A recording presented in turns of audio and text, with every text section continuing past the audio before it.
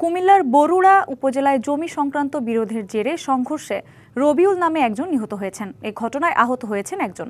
দুপুরে উপজেলার আগানগড় ইউনিয়নের মির্জানগর গ্রামে এই ঘটনা ঘটে। স্থানীয় সূত্র জানায়, দীর্ঘদিন ধরে জমি নিয়ে একই গ্রামের কবিরের সাথে বিরোধ চলছিল রবিউলের। এর জেরে আজ দুপুরে নিজ বাড়ি ও শফিকের চায়ের দোকানের সামনে উভয় পক্ষের মধ্যে কথা কাটাকাটির এক পর্যায়ে সংঘর্ষ হয়।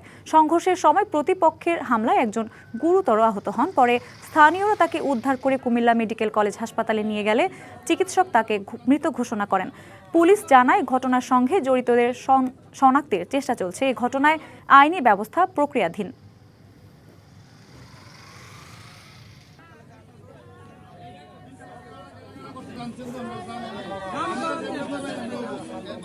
বিদেশ থেকে দেশে রেমিটেন্সের টাকা আসে নিরাপদে। তাই আজই আপনার আপনজনকে বলে রাখুন, রেমিটেন্সের টাকা যেন শুধু নগদেই পাঠায়।